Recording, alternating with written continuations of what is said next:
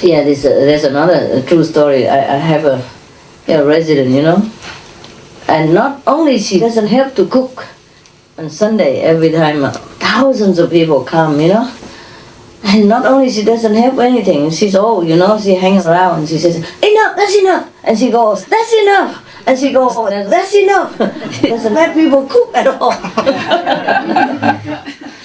Not only she doesn't cook, she stops other people, cooking more, feeding people. That's why I have to always go down and check, but sometimes I can't do it all the time. I'm busy with something. And she always goes around, that's enough. Go la, go la, go la. Enough already. Sometimes people don't have enough food, I was so mad sometimes because I keep telling her and she didn't change. I was so mad because people came a long way. It's inside Taiwan, but you have to travel sometimes 6 hours to get there. Yeah, because you have to go to the bus station or you have to go with the tongxiu, you're waiting and traffic, if from the other side of Taiwan come to Miaoli, it also takes a long time. Yeah, 3, 4, 6 hours, depends on where you live, yeah? Sometimes traffic is not convenient, no car, have to go to the bus and wait and all that, yeah, and change to another bus and it takes a long time. Or have to go to a certain area, they have rented the bus and they take it together. And it takes a long time to wait so that all the persons concentrate together and then take the bus. You see, it's a lot of inconvenience for them.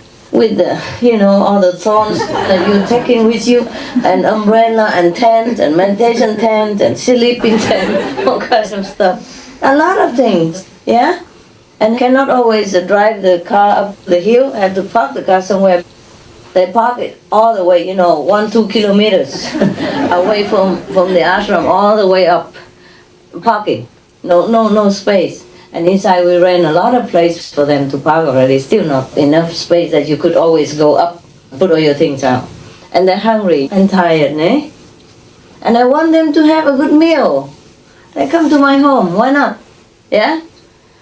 Always, enough, that's enough, that's enough. And some days they really go hungry, So I was so mad, I told her to go home and tell whoever is at home that it's enough. Not here in my house. I'm telling you, some people are so funny. Now we can laugh about it, but I was very frustrated, and angry at that time. Because a lot of people were not fed. And that is not the way it should be when they come to my house, yeah? It's not necessary to do that.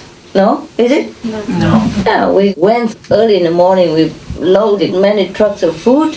We brought it home especially for them. Why let it rot for a few more days in the storage and not cook it for people? See what I mean? If we don't have enough food, or we forgot, or could not buy, okay, fine, but we have a lot of food. What for keep it there? Huh? Tell me. Okay. You have another song? Yes. What kind? Johann Sebastian Bach Preludium. Wow, I love that. That's my favorite. See some more light. Yeah, you're welcome.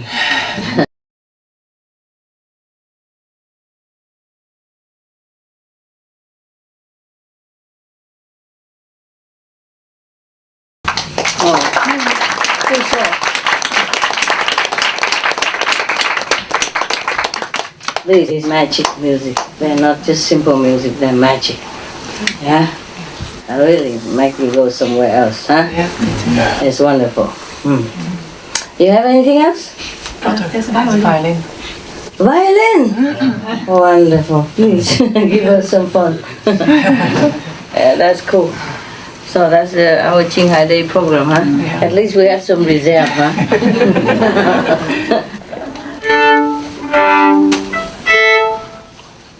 You can accompany him or not? No? Is No, it we don't have the score. different one, huh? Okay. This is a good one, even though so small, but it sounds so real. It's cool. How long did you have to practice for this magic music? Not long. Not long. You've been used to it? Or what? Yes. Okay, wonderful. So cool. Are you a real musician or just for hobby? No, I am a musician. No wonder, my God. We are very honored to have a real musician playing real music. Are you also a real musician? Yeah, I guess so. I don't know what's the false one.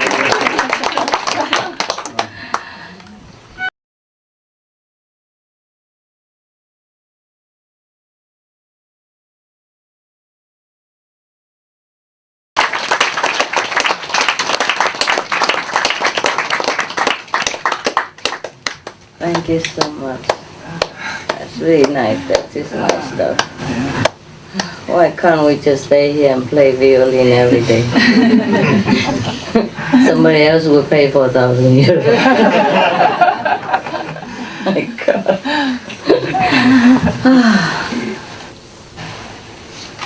How come people don't have the sense of what we have? Why? What's so difficult? What's so difficult for being romantic? Yeah, or kind, or considerate, or simple. How difficult it is to be simple. Huh? How come? Where are you playing? Tell me your life. Tell me some nice stuff. I live in Munich Center. Yeah? And I teach and give little concerts. Oh, wonderful.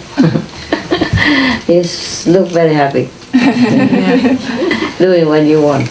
Yeah, I wish I could be like you. Just have the Yamaha, that's it, nobody else. I'm a student in London. Yeah?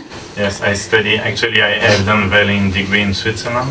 In Yes, Switzerland, I yeah. learned violin in Switzerland, and now I do opera singing in London. Opera singer! Woo! Give us some. No.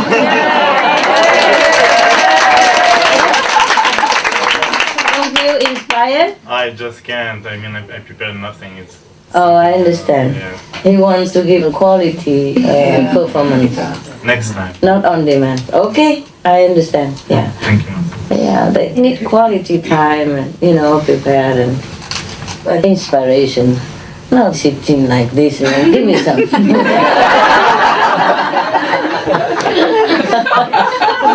I don't blame you, brother. We don't deserve it. Okay, how about anybody else wants to show off your talent? No? That's good. Okay, at least you know you can't. Your ego won't come up then. Is the orange funny or is me? Tastes a little bit. Yeah, it tastes a bit funny. Maybe it's me. No, it's bitter. Should I get another one? No. I'm just drinking it to cool my temper. Not really enjoying it. It's a job. I'm working. One time I went on retreat, remember, and I drink only 1 glass of orange juice every day. And it tastes like heaven. And now I could drink as much as I want. It tastes like, I don't want to tell. You want to play more? I have a little menuet from Mozart. Okay, let's have When he him. was a child. Yeah, beautiful. Little Mozart, eh? Yeah. I love Mozart too. I have to find. Yeah, don't worry. He'll be there.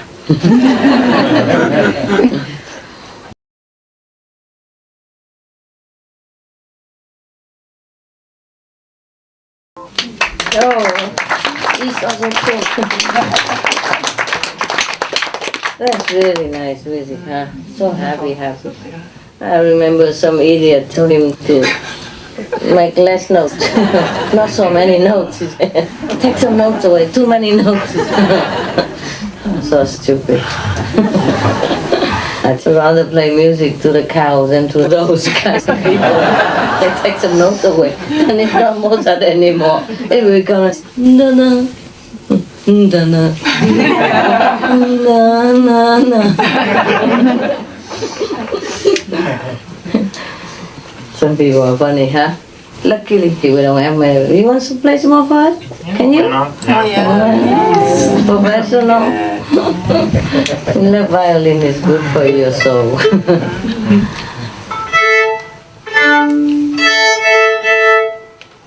I can see you love that violin very much. I see the trace of your Yes, yes. of your how's it, your chin on there. I play some popular Jewish music. Yeah. Yes, why not? Yeah.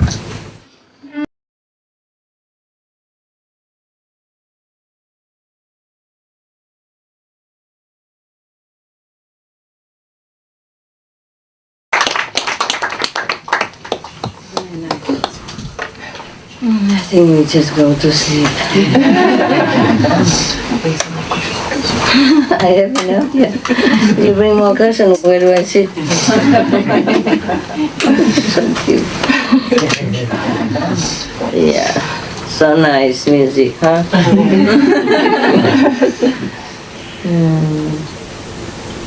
I don't always have live music like this, at home. I light a little fire. And then I just put the iPod on. Chopin. iPod, Chopin, iPod. Chopin on the go. Pocket Beethoven. And it's still nice, yeah. A small iPod with a little loudspeaker, You flap it up with a book. Like that. Yeah.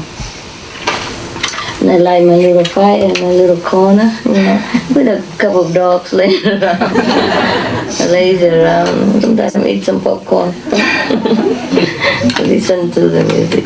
I don't have live like this. Live is much nicer. What's wrong? You need some tissue? What's wrong with you? Why? Because I like you being happy. Oh, yeah? Why doesn't take much to make me happy? It takes a lot to make me mad.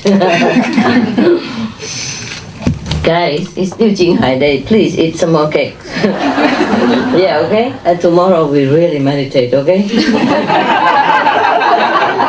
Come, go ahead. One side here, one side there. And some for outside people, no? Or you have just changed, right? Okay. You just changed? No, you haven't. The same guys sit here. No change, huh? Okay, cool. Thank you. Real musicians. Wonderful. You really look like musicians. I don't know how musicians should look, but they really look like it's a kind of sweetness about them, A kind of innocent childhood, kind of innocent purity about musicians. I mean the real one, huh? Not the iPod ones like me. Sometimes I think I'm ruined, guys. Dealing with so many people, I think I'm ruined. Sometimes I feel sorry for a little kid in me. Another time I feel sorry for the poet in me. And another time I feel sorry for the musician in me, the would-be musician in me.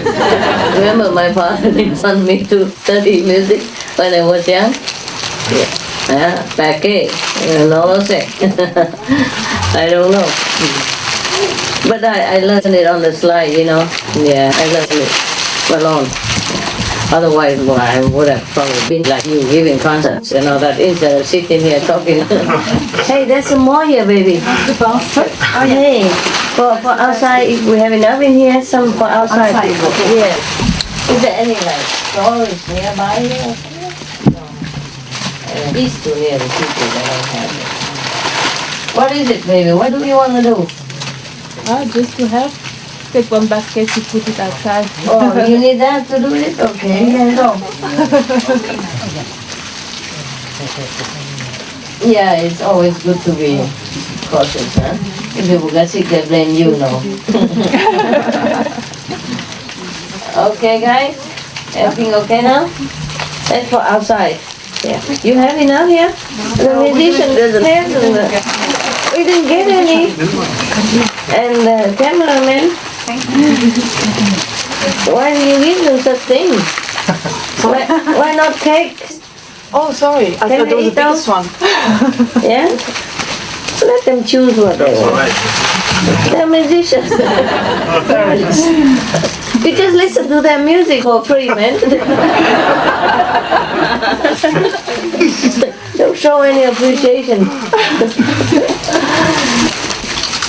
Cameraman doesn't have any. You want some? Just them? We give him so much then. Well, then just leave it there. Don't have to force on people. So, the more the better, you know. Just worry we don't have enough. Yeah, okay. You cool? Where is your guy? Here? He's our guy. Okay, yeah.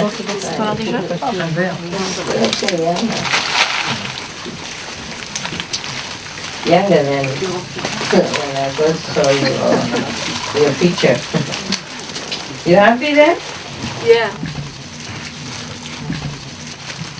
Funny how last time, you know, like that brother came here and he just in the corner so quiet. I thought he didn't like it.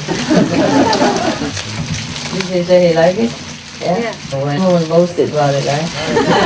But when he came here, he just got in the corner and staring. Said, oh, what's wrong with you?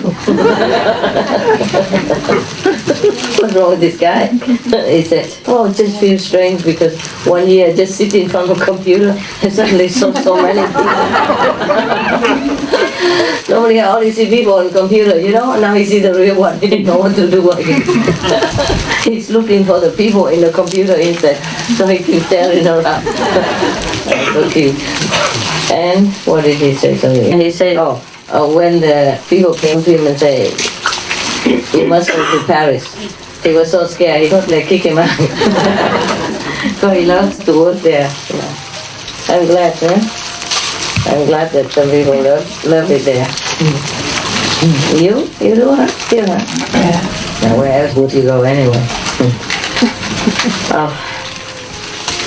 Where else will you go? Out of this world or the next, yeah? We can't get out.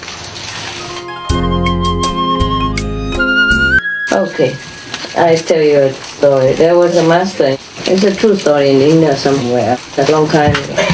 There was a master, one day he wanted to take all of his so-called intimate disciples, the close disciples, out to town.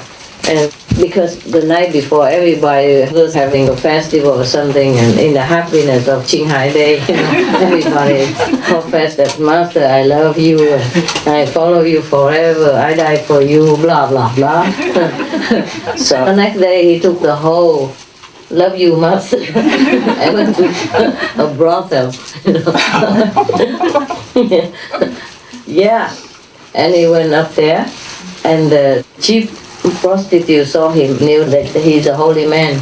You know, she kneeled down and said, oh, Master, it's my honor that you come to my place.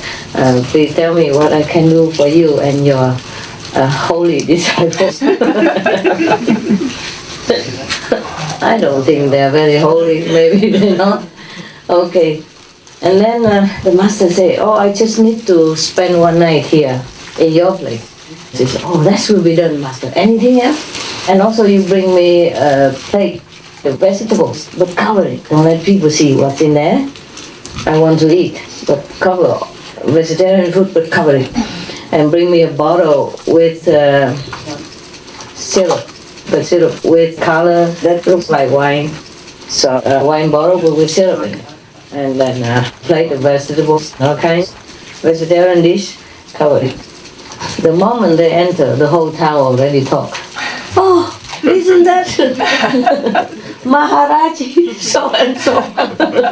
But look at what he's doing with his Maharaj disciples in this kind of Maharashtra place. They all talk a lot, and all the disciples already felt very, very dishonored. And they were just standing there, you know, standing, talking, didn't know what to do. And the master went upstairs to the chief of the prostitute's place, and she was just standing by, and he said, now kindly lend me your bed for tonight and you go sleep downstairs somewhere else. She said, yes, Master, no problem. She left.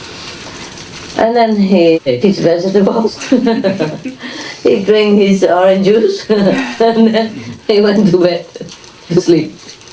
The next morning, when he woke up, he came down.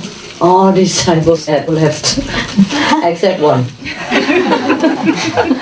Yeah, he said, where's everybody else? They love you to death, Master. Disciples, where is everybody else? The only one and only leftover disciples, they all left the moment you enter the prostitute's room, Master. They all left already. He said, but why? He said, well, the whole town talks about them, about you and about them, like you have a bottle of wine and you cover the meat plate, otherwise why should you cover it? Yeah, because if it's vegetarian, why he has to cover it so secretly? And you have a bottle of wine even, and you go to the room of the prostitute. So they think something's wrong with you. They think you must have fallen, and so they all left you already, Master. I'm so sorry. Anything I can do for you. I'm the only one. So Master said, then why are you not with them? Why are you still here? So he said, Master, I would have left with them, but I wouldn't know where to go. She said, why is that? He said, everywhere I go, you would be there anyway. That means he sees the Master everywhere. So what's the use of running away from him? So then he chose this one to be his successor, of course, afterward, eh? But I think he tested them too hard, no? If it were me, I wouldn't even go there. I would be one. And make it into an ashram. Yeah, make it into an ashram after the bad ones are gone, huh? And turn them all into disciples, no? Anyway. And there's another testing story that I think I told you already. About the Master who wants to test his gun. No. No? No? Okay, in case I did, you pretend you do not know and laugh about it. One day, actually, one of the Sikh gurus, yeah? I think this guru, Govind Singh, but I'm not sure anymore. This guru, he loved swords. He loved guns and all that stuff. Men's toys. At that time, they had to fight a lot with Muslims because they also had different gods from them. The Muslims profess that their God is better than his God, and the Sikh think his God is better than the Muslims, or vice versa, who knows what. So they are harassing each other. Not really, the Muslims were in power, the government, so they give them a lot of hard time. So he needed guns and horse people and fighting men. At that time it was a bloody time for the Sikh disciples and the masters. And they killed the whole family later on, terrible. But one day, some of his disciples bought him a new gun. At that time, I think they just invented guns. And this is a good gun with no backfire. So he said he wanted to test it. So he said to one of his attendants, the so-called most loyal and always professed Master, you are the best. I follow you forever, blah, blah, blah. So I said, okay, forget his name. Just say Laila, whatever, yeah? I want to test my new gun, but I need a target. Could you please stand there and I see if it's really as good as they have advertised. If it's really worth the money that my disciple has spent. So Laila said, oh, Master, I would die for you, but I have children, And my wife would kill me if I if I die right now. She would kill me. Can you believe it?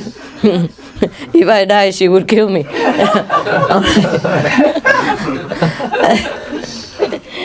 And then the Master said, okay, never mind, I understand. You go into my horse stall, yeah? And ask my servicemen, any of them, to come here so I can use him as a target to test. So Laila went to the horse people stable and conveyed the Guru's message. Oh, they all, 5, 6 of them, all running, came to the Master. One was still combing his hair, the other one was still tied in the turban, the other was still tied in the shoes. We are here, Master, I am here. And the master say again that he wanted to have a target to test his gun. So all of them competed with each other to be the target. They all told the guru that, oh, this guy is very good for the horses. He must be alive to take care of the horse people. And the other one said, no, that guy is better. He specializes in horse nutrition. Without him, the horse people will die. I am better to die. I'm better to be the target. So one after another, they competed with each other to die. So finally, the master said, okay, I pick one of you. They pushed back and forth, so I said, okay, this one go. And then he immediately went out and stood there, smiling. So the guru just shot one time, right at him, but above his head. And then he didn't die anyway. So he said, oh, I was just testing you guys. Why would I want to kill you? And Lila, the most faithful attendant, was very ashamed.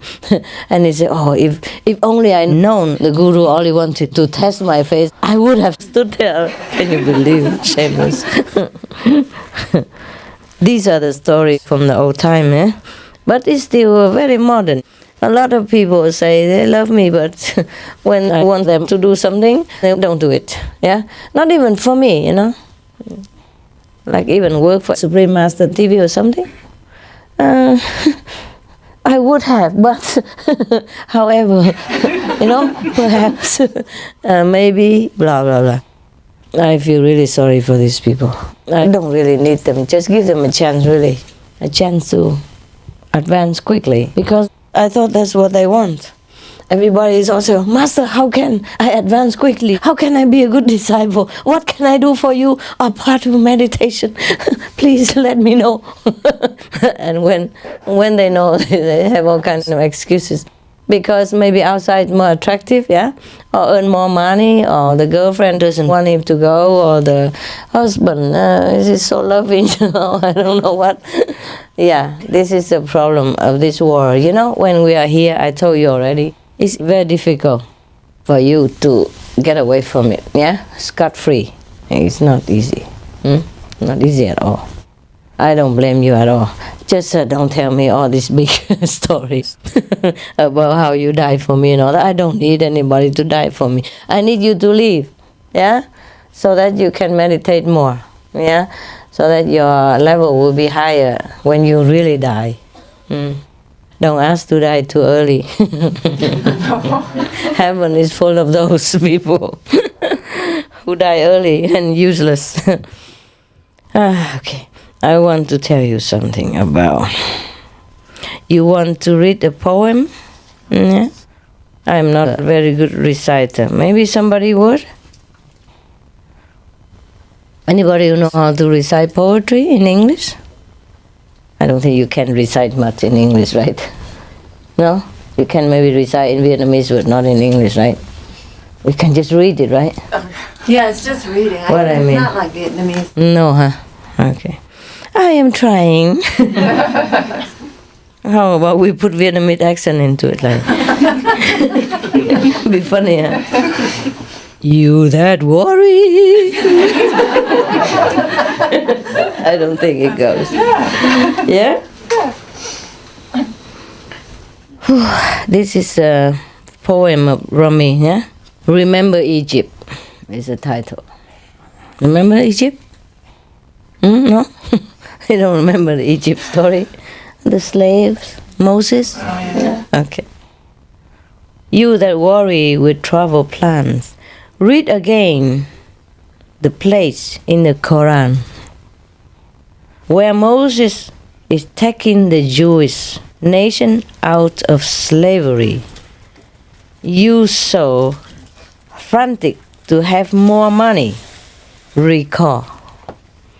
If you worry about money so much, just try to remember this. That's what he means. Recall what? What they have abandoned to wander in the wilderness. You who feel hurt, remember the pavilions and houses left behind. You that lead the community through difficulties, read about the abundant fountains they walked away from to have freedom. because it's a poem, so they cut it in some unusual places. And normally you would say, about the abundant fountains they walk away from to have freedom. Yeah, but they cut it to make it more rhythmical, I think. Okay. You who dress in clothes that appear to have elegant meaning, you with so much charm, remember how your face will decay to dirt.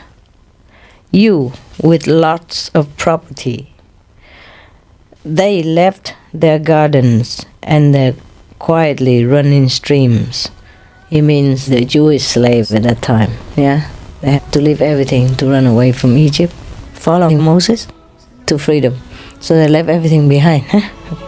You who smile at funerals going by, you that love language, measure wind in stanzas and recall the Exodus, the wandering 40-year sacrifice. Measure wind or wind? Maybe wind, huh? Because sacrifice, no? Must be wind. I need glasses. Oh, come on. If you can read, just say can't. Turn around. Huh? Maybe wind, because it said language before. Uh-huh. Like, sometimes when people talk a lot, then they're windy. Yeah, long-winded sentences. It could be that. But I was suspicious because funeral going by, so I thought it's wine, and then Exodus, and then sacrifice. I would do that, but I probably cannot always have it, huh? Okay. So you got it, huh? Yeah. So much for me reciting poetry. He means that whoever worries so much about what am I going to do, where am I going to go, whether I take the airplane or what, and why shouldn't I go to such and such a place, enjoying all that, huh? Yeah. Worry so much. He says you go and read again the place in the Quran, where Moses is taking the Jewish nation out of slavery. And they had to leave behind everything. Yeah, that they had built all that time. During the time they were in Egypt. Yeah, they probably built nice houses, made little fountains, quietly running streams. That's why he explained everything. They had to leave everything behind. He says, if you're frantic to have more money, recall what they abandoned to wander in the wilderness. You who feel hurt, remember the pavilions and houses, right? It's very clear, huh? What he probably meant is that it's all dirt anyway. Yeah, whatever we lose today or yesterday is nothing compared to the Jews when they had to lose everything to run away for freedom. And they almost really barely made it, They could barely make it. And they almost got caught back, yeah? Because suddenly the king or whoever was in authority at that time felt sorry to let them free. And then they ran after them, but they were already on the other shore. Yeah? Remember the sea that parted? Yeah. Luckily, they still had their lives, eh? But what for anyway? They could forsake everything. This is an interesting story. You know the story, right? They follow Moses to gain their physical freedom because they were slaves in Egypt, yeah? The whole nation of slaves there. And so the king promised that after they build such and such, or something like that, he will let them be free. And he had to keep his promise, so he let them all free, with Moses running away with them. But the king somehow felt sorry, or somebody talked bad, and then he wanted them back. So all the horse people and the king's men were chasing after them. So this is very interesting. The whole nation follow one man. For what? Do you think they had faith in Moses? Perhaps they did. Perhaps that's why they say, master this, master that, wise man this, wise man that. We follow you. Fine. Okay, they could forsake their garden, beautiful gardens that they have built all this time, yet under slavery, they could forsake beautiful, streams and a winding road that they have built. They probably had amassed some property there, even though they were slaves. They were living near the king's palace. They had everything so that the king could make use of them also. And they had to leave everything behind, what they had built all this time, even though they were slaves, but they had houses, and gardens and a lot of stuff, maybe some goats and camel people, or whatever. And they could leave all that behind to run for freedom. But when they got freedom, they forgot. Remember? Yeah. So Moses told them to keep the commandments. They didn't. Once he turned his back, went to the mountain to have a retreat, they made merry and making trouble and worship a carved statue instead. Yeah. So now, do you understand me? Yes. Do you understand the ego? Yeah. They could forsake the treasure, properties, but they could not forsake the ego. Yeah. They did the opposite of what the master demanded and what they knew was right. They still did the opposite. Yeah? It's easier, of course, to worship a calf, or even a calf statue, not even a live one. He could move a few words for you. A statue of a golden calf. Can you believe that? They had been with Moses all this time.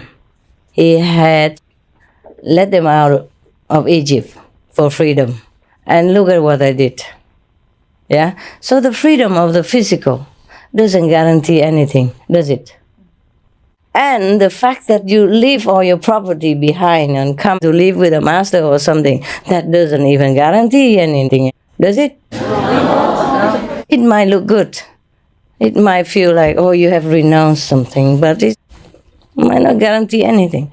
I have discovered many people, not many, but some people who left properties and families behind, but take the ego with them. Put in his pocket, ties it around his waist, sleep with it, eat with it, walk with it, meditate with it. And I could not make use much of these kinds of people. I could not shape them that much as I wanted, yeah? They are not empty. They are not like a canvas that you could paint something on it. They're full of stuff already. All kinds of paint, everything thrown on it already. You can't make much out of that anymore. So, Rumi, he's very wise. Even he say that maybe in this poem, maybe he tried to teach us the spirit of renunciation. Yeah, like, okay, don't cling too much to our properties. Yeah, look at the story of Egypt. Look at the Jews, what they had to leave behind for freedom. Yeah, he means likewise, we should forsake the body for the spirit, Like, okay, don't cling too much to the material things. Because even, just look at those people, follow their example. But I don't think they are much of an example to follow either. It's easier to forsake material belongings than to forsake the ego, no? That's why the Jews who followed Moses went through danger with him, trusting him completely, forsook everything behind to go with him, still could not leave the ego. That's why they rather worship the golden calf in the master's absence. Why?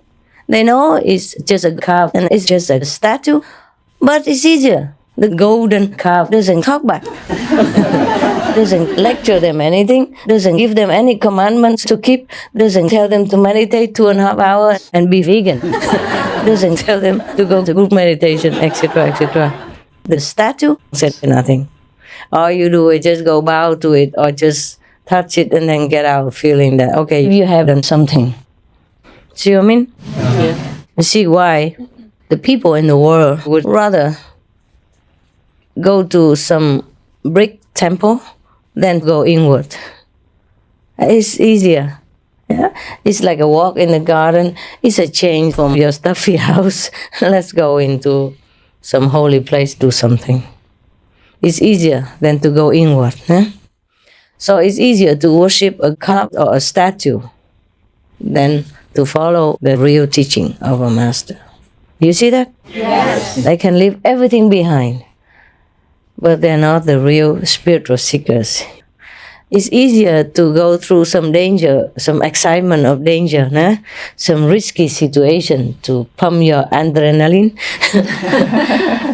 But it's not easy to sit quiet, calm everything down and find out what is it that you want in life and what is it that is wanting anything in life at all. Who is the thing that wants anything? A very nice poem. I like it very much. What do you say? Cool? Should we make music out of it? So you like the poem? Yeah? Yes. He means even if you dress in beautiful clothes and feel elegant in it, remember they're all dirt, He said, remember, your face will turn into dirt one day. This is a very true thing, yeah. But these things people can forsake. You understand? Even material things, some people can do it, yeah. But to forsake the ego, wow. I have found with all these years of being with people, that's the most difficult thing everybody would ever do. If they can do it or not, But I found out that people who live with me for a while, and I reprimand them, it does help to cut down their ego. And every time I point out their wrongdoing, they do cut down somehow, but it takes so long. A very tiresome journey, like a crawling centipede. A lot of legs, but goes nowhere. So whatever we do, don't feel too proud of it. Because if you feel proud, that means it's the ego who feels proud. Who are we to feel any pride? We don't even have a body. We're a spirit. What for we feel proud about a few little exercise things we do in this world? Huh? We came with nothing, we go with nothing. Whatever we do doesn't really help anything too much in this world. What is it to feel proud about? Huh? Except attaining real spiritual knowledge, nothing else we should feel proud about. And even when we attain the real spiritual knowledge, then we don't feel proud at all anymore, right? Then we don't have any ego to feel proud. So this is a good poem about renunciation. But I don't think that's all there is to it. Yeah? Because if he remembers Egypt, then the end of the story is different, right? People can forsake everything, but not their own ego. Okay, any questions? Yes? If there's, say, a place or a country where the suffering level is pretty miserable. Yes. Okay. And then someone wanted to maybe go there to help out, as it were, there, but knowing that the time could also be used in spiritual practice or something, but they're not doing it out of pride. I mean, there's kind of a balance or something there between the spiritual attainment and the relief of suffering. Is that clear or no? I didn't get the last conclusion. So the guy goes to a suffering place, intending to help spread the teaching or help in something, physical suffering to alleviate. Okay. Yeah. There's physical suffering. Yeah, to do that, but that would be a use of time other than, like, say, intensive meditation or something. Oh, you mean, would it be better than just staying at home and meditating instead of going and helping the suffering people? Sort of, yeah. Okay. And to do it without the sense of getting pride from it. No, it's not the pride. If you really feel people suffer and you want to help them and don't feel proud about it, then it's okay. You can do both. You can help them and meditate at the same time. After all, how many hours can you sit per day doing nothing? If you can sit all day, all night, then just stay home and do it. But if you can, then do something and meditate also, eh? Help the world also, eh? Okay? Okay, thanks. All right, I got you. Anything else? So everybody else doesn't ask questions? Sister? You were talking earlier, Master, about children being born to disciples or freed spirits. Free disciples. Free disciples. What about adopted children? They will also be free. They will. Yeah. But you have Not at birth. You have to trim them then. You understand? You have to trim them? Tame them. They have to go your way. Oh, yeah, of course. Yeah, yeah. Okay. Trim the karma. Thank you, Master. Tame the wild spirit, yes. Even if adopted children, maybe not born from your blood, but they must have had affinity with you in order for both of you to feel good to connect with each other, or to take him home and care for him the whole lifetime, And for him to also love to be with you and to come with you, accept you. Yeah? Okay. Thank you, Master. Just like I said, I borrow this body to come down, huh? But even then, I must also have had affinity with my physical parents in the past life. They were my employees in the past life. Yeah. At least that. Otherwise, I could not come down. Yeah.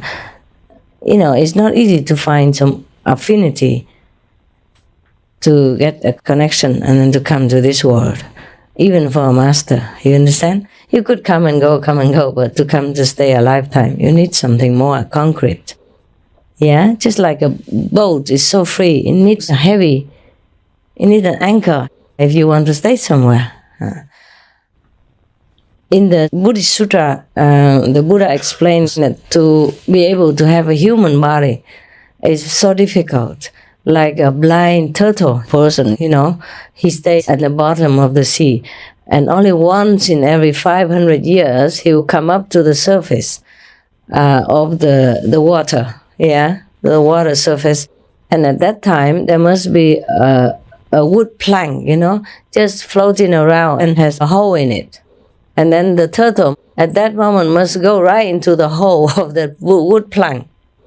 That's how difficult it is to get a human body. You understand me? To be born as a human. That's why many souls reincarnate as animal people. They can also do work with it, yeah? It's just not as easy as us. See, we are more equipped. We are more endowed. Yeah. That's why I told you animal and us, and humans, similar.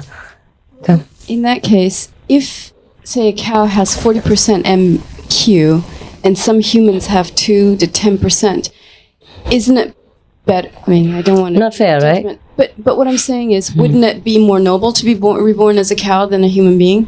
No, it probably is, but then you don't have much chance to be more noble. You have earned a human body in some different cases. You see what I mean? The cow may be no more noble, but he has his own job to do. You're human, you can meet a master, you can practice. That human might have been a tree in a past life. Yeah, due to some grace of some enlightened master, he jumped.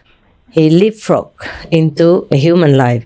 Normally it takes many lifetimes more, from mineral to tree and then to animals and then to man. It's the normal evolution, yeah?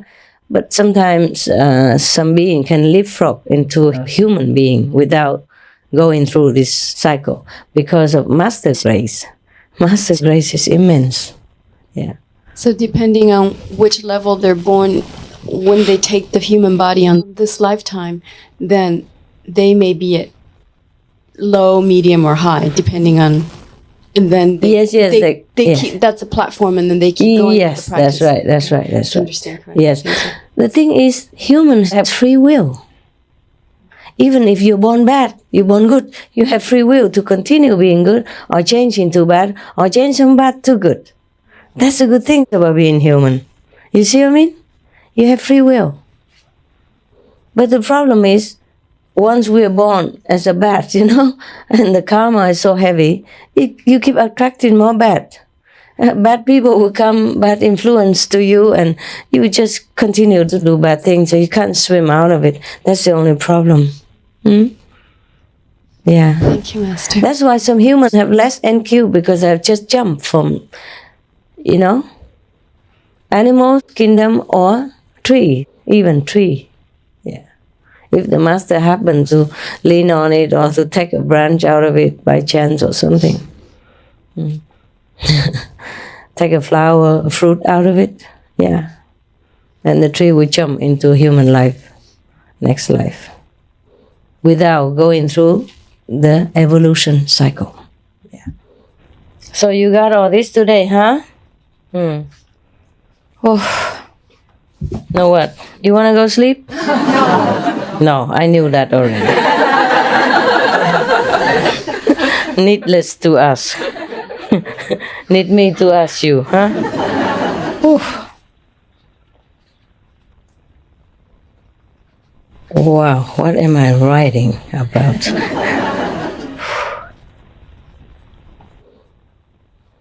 Wow, this heavy stuff, guys. I think maybe we leave it until tomorrow. If I still stay alive, I tell you. Never know, huh? If every day like the last day, no? That'd be the best, nah? I wrote so many things. I think I'm writing about consciousness.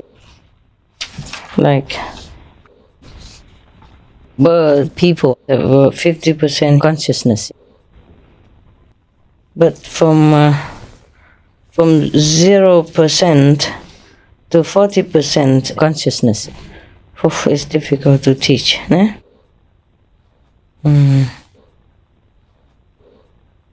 No, 40%. Most humans you can teach.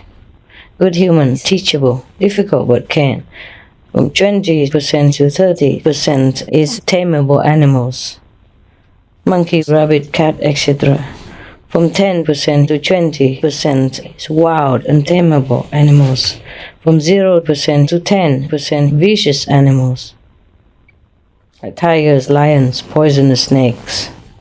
0% under are the hellish beings, devils, the opposite of God, the other side of creation.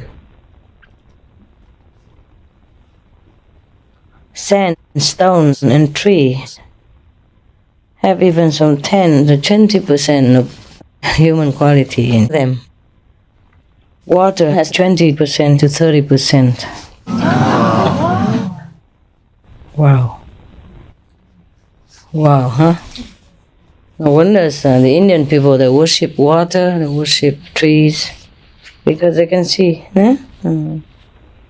There's something here. Trees, flowers, vegetables do not feel pain so much when being cut. But they do feel, anxious, if we want to cut them. So we protect them also, né? Because they don't have the nerves, of pain nerves, but they do have a feeling, the spirit maybe, yes. Only good spirits can live on the tree, even. The tree even chooses whom to live on him, even spirits, invisible spirits. Only good spirits can live on the tree. Wow. If a master gazes on a tree or touches it, this will evolve into human form, the next life. However, he won't be too smart. Well, I can guess, no? Wouldn't you? Yes.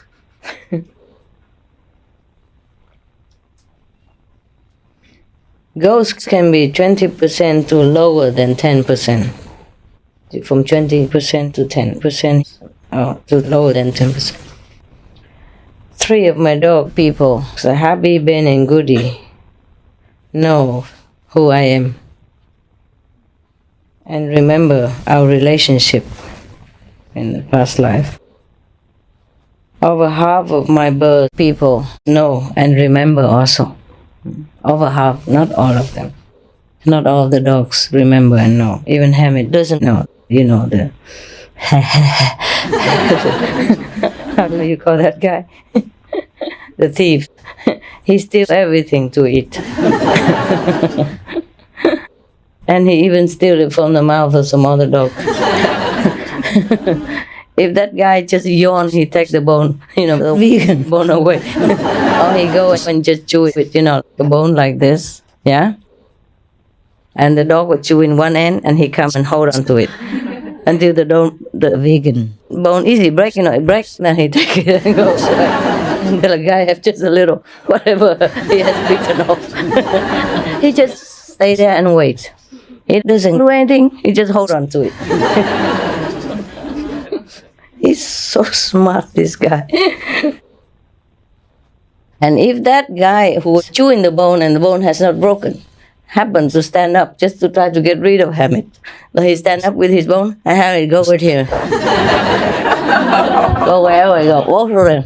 Two heads hold on to the bone together. He won't let go. He never would let go. Even if you beat him up, he won't let go.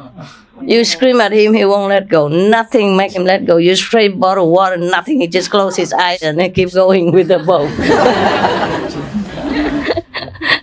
To him, food is wonderful.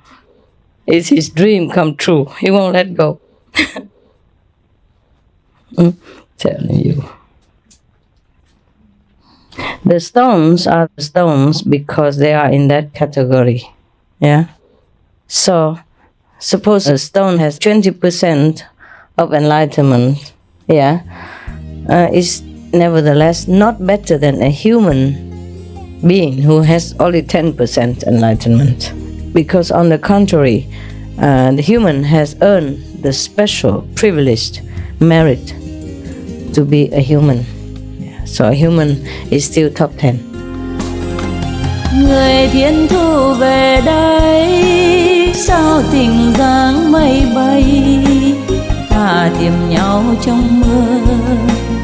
Bàn tay nào ương sơ, bàn tay nào quen ai.